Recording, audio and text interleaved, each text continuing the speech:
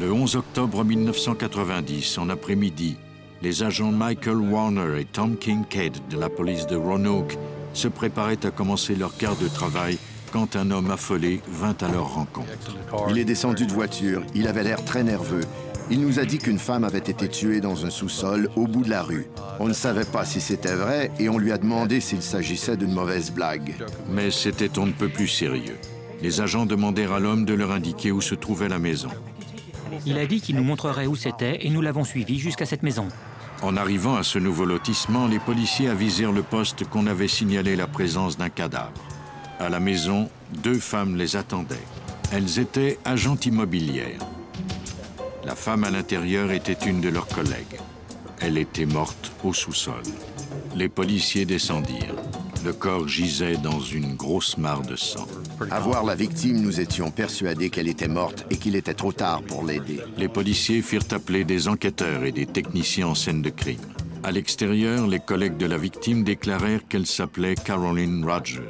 Elles étaient venues la chercher en voyant qu'elle ne les avait pas rejointes pour le déjeuner comme prévu.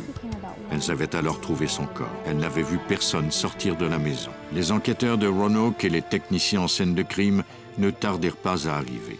C'était à eux et aux médecins légistes de trouver les indices et de déterminer ce qui s'était produit. L'enquêteur Phil Patrone savait que la recherche d'indices était d'une importance capitale. Il n'y avait pas de témoin oculaire, seulement cette victime dans le sous-sol. Le médecin légiste William Marcello examina le corps. C'était une femme dans la quarantaine. Son corps gisait face contre terre dans une grosse mare de sang. À l'évidence, elle avait été grièvement blessée et avait perdu beaucoup de sang.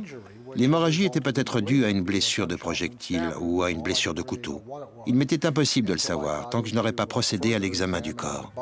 La température du corps de la victime indiquait qu'elle était morte quelques heures plus tôt. Les indices les plus évidents étaient des traces de bottes imprégnées de sang. Il était très important de les conserver, comme nous le raconte l'expert et superviseur en scène de crime, Michael Grimm. Sur les lieux, on a pris des photos des traces de pas en ajoutant à côté une règle graduée pour pouvoir agrandir les clichés à l'échelle une fois au labo.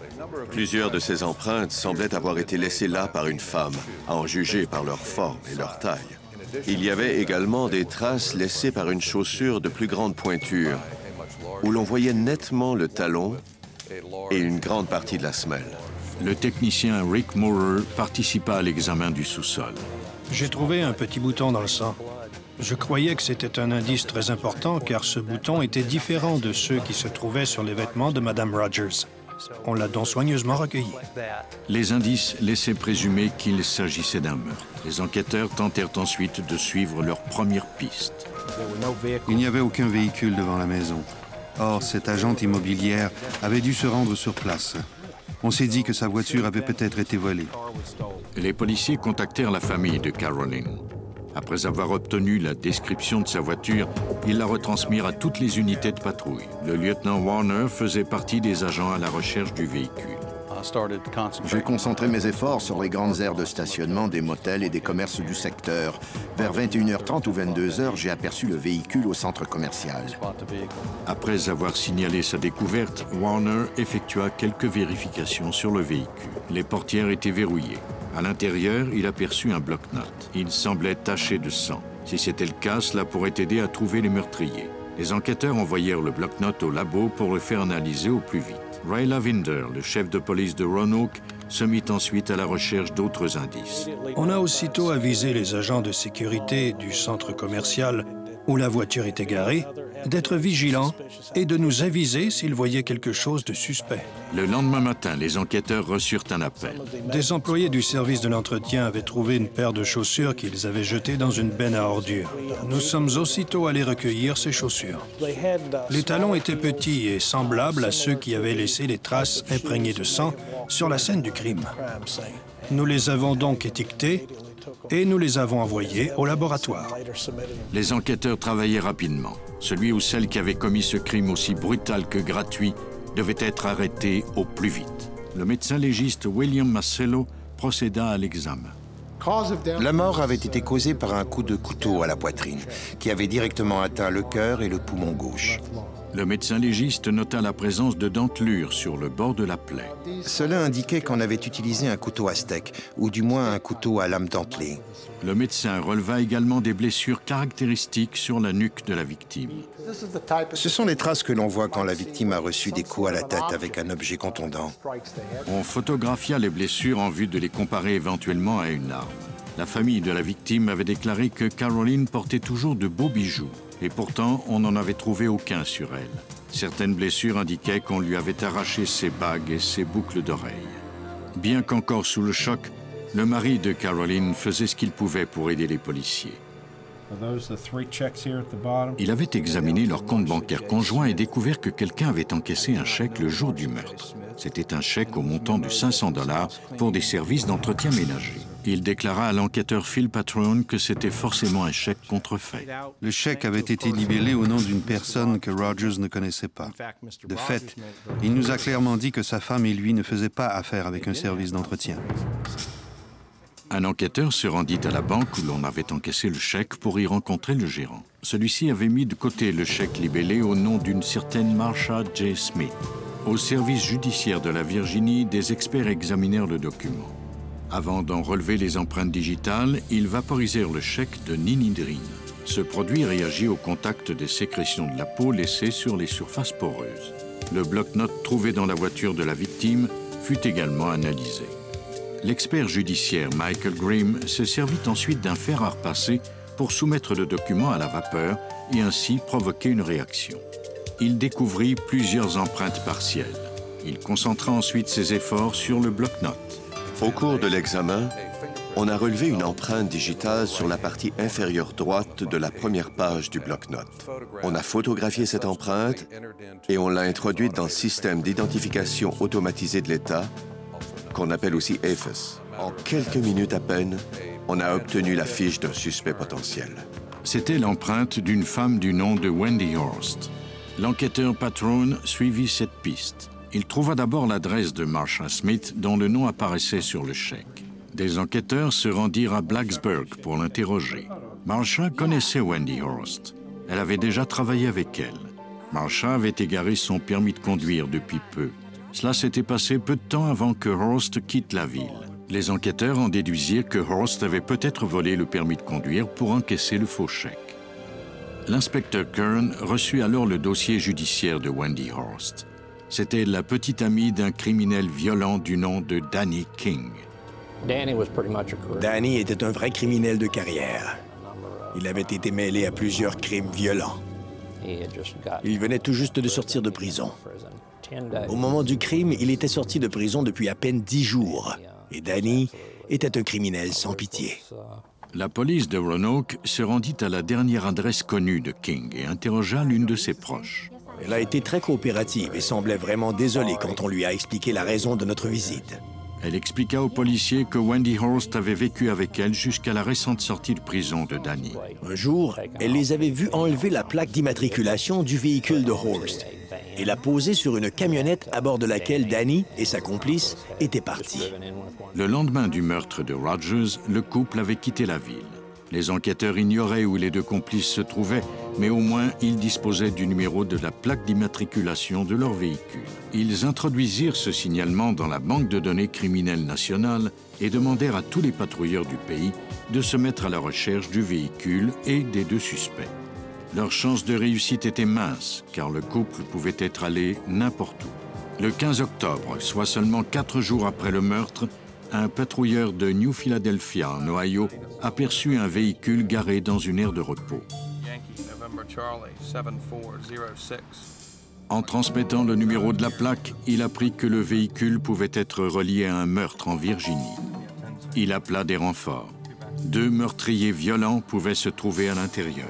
Dès que les renforts furent arrivés, il passa à l'action. Wendy Horst occupait le siège du passager.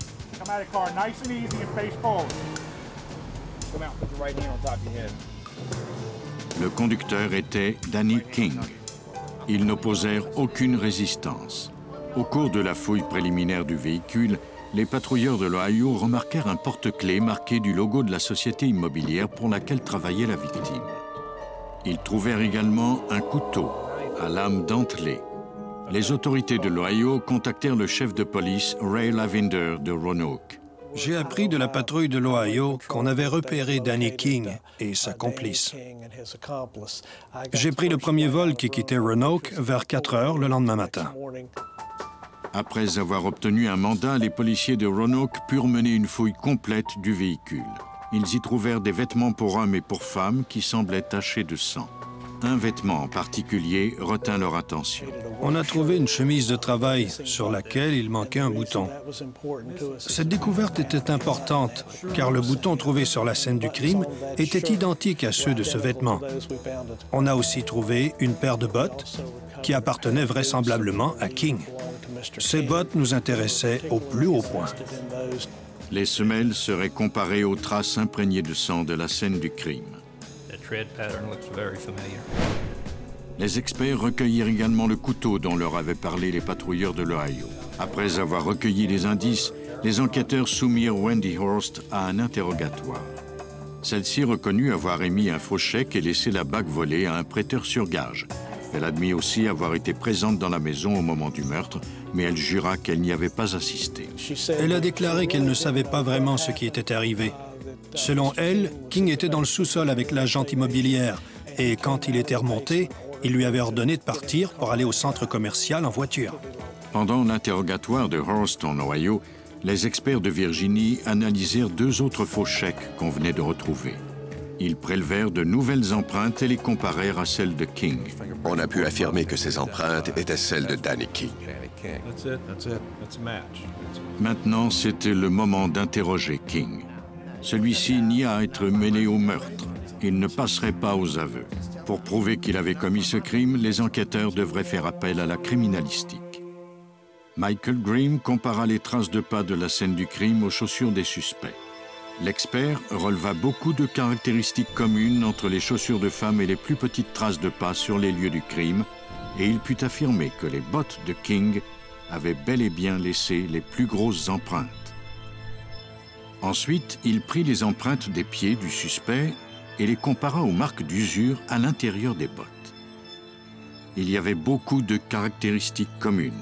Il ne pouvait éliminer Horst de la liste des suspects et il pouvait affirmer que Danny King avait bien laissé les traces de bottes.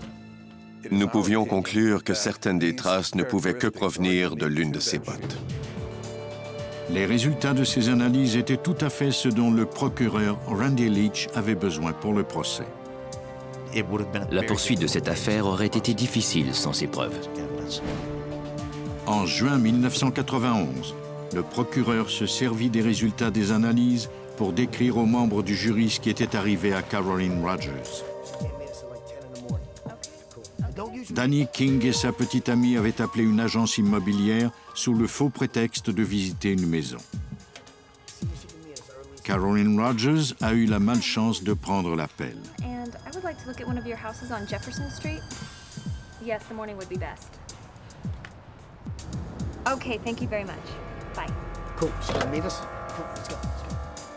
Le vol était le seul mobile de ce crime. Danny King avait été au pénitencier pendant plusieurs années et il avait recouvré la liberté seulement 10 jours plus tôt. Il n'avait aucun revenu. Il a commis ce crime pour voler les bijoux de Caroline Rogers, son carnet de chèques et lui prendre l'argent liquide qu'elle avait sur elle. Il a fait cela pour se payer une petite lune de miel dans un autre État.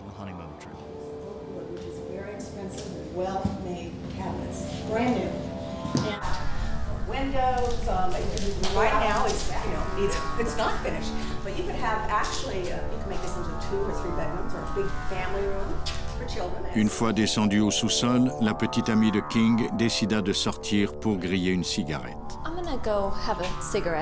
Elle laissa ainsi Danny King seul avec Caroline. Danny King était un homme dangereux. Peu lui importait de faire du mal à quelqu'un pour obtenir ce qu'il voulait. Il la tua avant de la voler. Sa complice et lui garèrent la voiture de la victime au centre commercial où Danny effaça toutes leurs empreintes digitales.